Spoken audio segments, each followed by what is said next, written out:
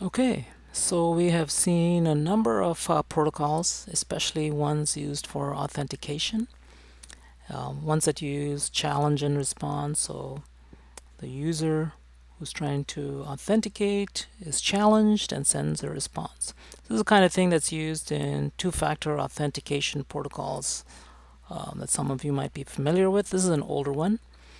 And so what happens is here the user gets to a logon step in, let's say, a computer or a web app or whatever, and this is talking to a server. And so the server is remote, and you can't see it here. And so the server, once you get to this step, the server is connected, and the server can send the user a nonce. So that's the first step. Server sends the user a nonce, a challenge, and then the user has to be ready to do what the server expects with that nonce. So in this case, what the user is supposed to do is enter that nonce along with the PIN number into a device. So you're using something that you have, or a device in this case,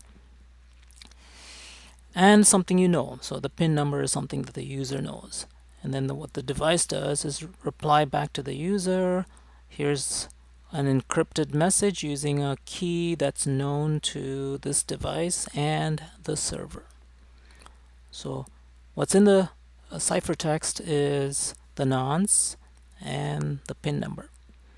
So what's not shown here is that the user then enters this string, or it could be a number that's an encrypted form of the nonce and the PIN back to the server. Server is able to decrypt because it shares that key KP and look inside the message that the user sent, and it should have the nonce that the server just sent, so it's fresh, and it should have the PIN number that matches the key. So everything looks good, and the server says, okay, you're authenticated. So that's the thing about these security protocol notations, is that you don't see that last part in here. But all you need to know is that the server has pretty good reason to believe that this person is who they say they are. They have proved that they have the right identity. This kind of thing actually is used. You see it in many forms. One of them that came out quite a while ago was put out by this company called RSA, a device called Secure ID. And it didn't have a keypad or anything. It just displayed a number. So it would just go through these numbers, like it would change every so often, every few minutes or a minute. And then the server would be seeing the same numbers. So the server would have basically the same device, and you would see the same numbers. And so what the user would do is, user doesn't have to enter anything into this device, but it's something that you have, and you would put in the user ID and the password, something that you know, and you use a nonce that you probably generated from, like in this case, it's just generated by the server, the secure ID device, and the server also knows it, and it's in encrypted form. And then server gets this and then unpacks it or decrypts it, and then checks the p-value. Does it match this password? Does it match the user's password? Is this nonce fresh? That is this number the most recent one? And they should match, and if it does, then the user is authenticated. And this is basically what you use in something like Google Authenticator, which is an app that you can get to do essentially the same thing on your phone. You don't need this other device. You still have something that you have that is your smartphone. Okay, so that's a nice example of a security protocol. Let's take a look at one more in this video, and this one is kind of different. It's called identify friend or foe. This was a scheme that was used to make sure that when you see aircraft, you know what side they're on. So in World War I, ground defenses and pilots were able to identify the origin of planes visually. That is, you could see the shape of the plane and markings. Make sure that if you see the markings of your own country or your own side, then of course you don't fire on that. And also, if it's dark and you can't see the markings, you still rely on something like the shape to tell you that This is made by a company that's only going to supply your own side, not the enemy. However, by World War II, the planes were just too fast, and as a result, there were many cases of friendly fire. People didn't have time to visually identify planes. They would sometimes not fire on enemies, or maybe fire on planes that were on the same side. Also, radar came into use in World War II, and you needed an automatic way to identify planes. So the British, or I guess the English, in about 1939, came up with the IFF Mark 1. It was a very simple device that you put on the planes. It would send out a chirp, 20 to 30 megahertz signal, just an analog signal, and the ground defenses would, when they use radar, they would also see the signal, and they would say, okay, that's someone on our side. And then through the years of the war, up to 1945, there were a lot of refinements. U.S. Navy got involved. They had U.S. Naval Research come up with IFF Mark 5, that is essentially the 5th generation. By that time, they were using a very high frequency, that is 1 gigahertz signal roughly, and used much better transponders, that is devices on the planes and in the radar too. After World War II, both sides, that is US and UK, jointly continued developing IFF. They came out with Mark 10, which used a digital code for aircraft IDs. So here's where the aircraft just broadcasted their aircraft IDs in plain text, and it was just a digital code. This was modified for civilian flights once there were enough planes for civilian flights. They needed a way to control air traffic, and also later on they had collision avoidance systems. They basically used IFF. Because of the fact that things were transmitted initially in plain text, and the enemy, especially the Air Force, got worried that there would be enemy snooping on where the planes are, and so they started using encryption for the military mode of IFF. And that's where we were. Well, we end up with basically the same kind of protocols that we've been looking at just recently. So you can use the protocol notation we've been looking at to describe IFF. So the basic ideas, IFF can be described using this protocol notation.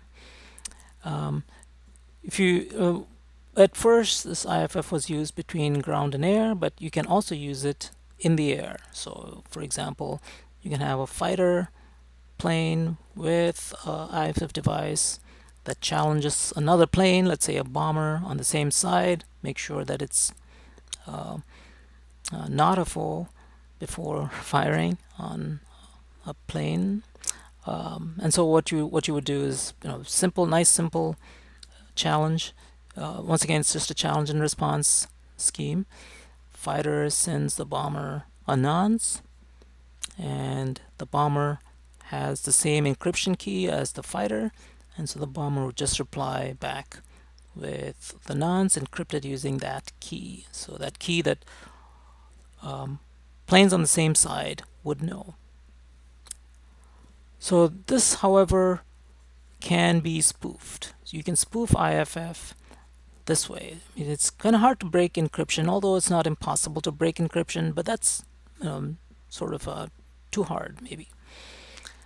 You could have, for example, this following scenario where you can have an enemy bomber, and all the enemy bomber has to do is basically just record the challenges, and then send it somewhere, and then play the response that the enemy bomber won't know how to encrypt it, but the enemy bomber can use someone else on the same side as the fighter.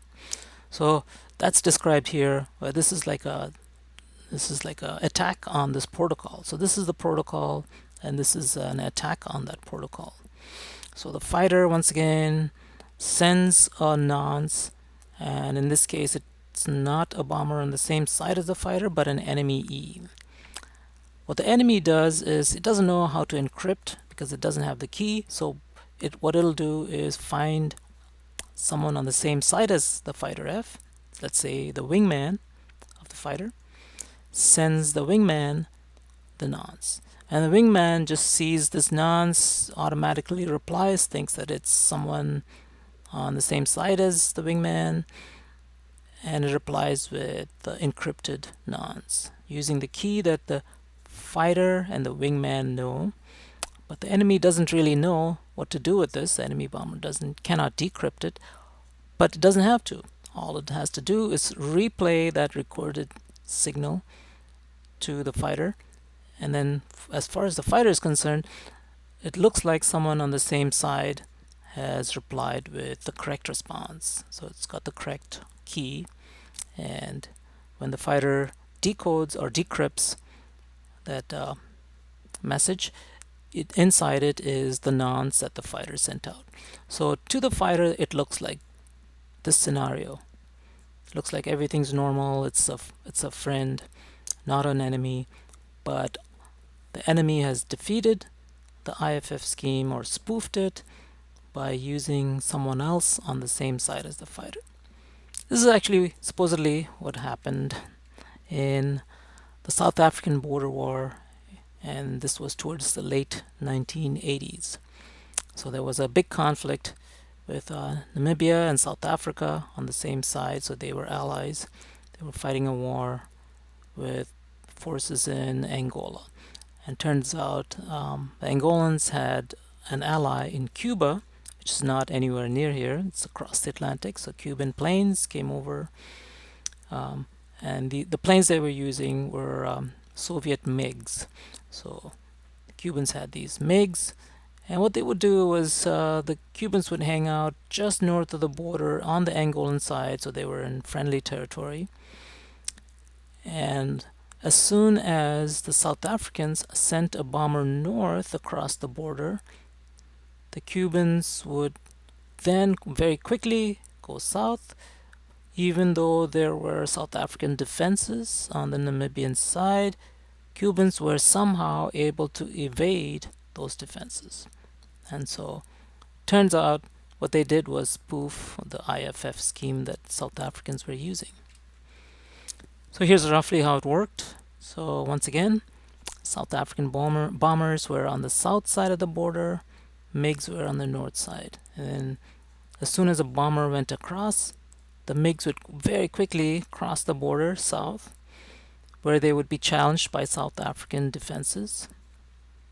They would send a nonce, and the MiGs didn't really know how to send back the correct response, but what they would use was the bombers. So this is why they would wait until the bombers had gone north. So the Cuban MiGs would send that nonce, just replay it to their friends just north of the border. That's the Angolans. The Angolan defenses would send that to the bomber that had just crossed. The bomber would just assume that it came from their own defenses and send back an encrypted nonce. And Angolans can't decrypt it, but they don't need to. They just replay it to the Cuban MiGs.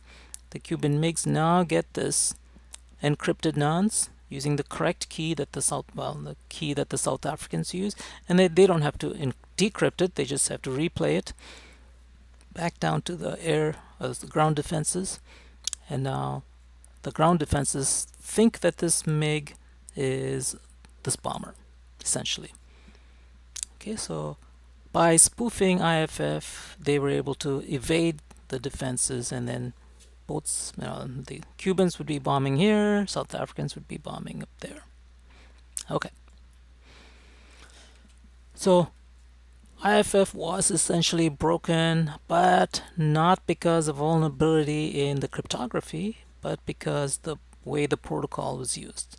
It was used in a way that was just not anticipated. It was used to identify friends, that is, so that you avoid friendly fire. But using the simple replay attack, you could break the intention of IFF.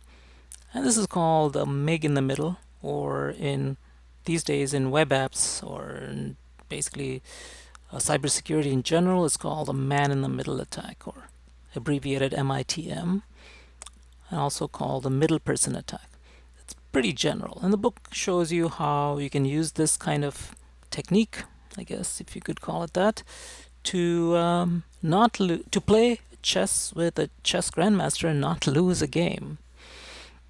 So it turns out all you have to do is once you know the basic idea of chess, you don't have to be very good. You can play two grandmasters against each other, only they don't know that they're playing each other. They just know that they're playing, each one thinks that they're playing you. And so of course you can't do this in person, or I guess you could with headphones and a camera and stuff, but this would, when the book describes it as playing by mail, that is, you mail out your moves to each person, things like that, and then they reply back with their moves. So all you're doing is basically having the two grandmasters play each other. One of them is going to win, or it's going to be a draw. So as you know, it looks to them like they're playing you, and one of them will win against you, but you're going to basically win against the other one.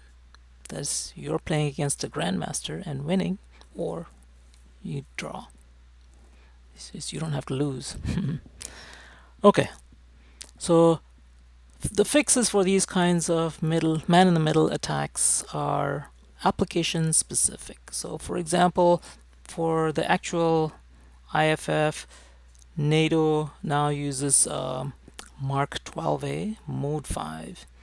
Especially for the military, uses encryption and all that. So in this case, it uses 32-bit encrypted challenges to prevent the enemy from using IFF to locate planes beyond radar range, and these codes are changing at a rate of 250 per second, and so now they're pretty much they cannot be spoofed. So probably a good thing. Okay, so let's stop here and then continue with more protocols, more things that are described using security protocols in the next video.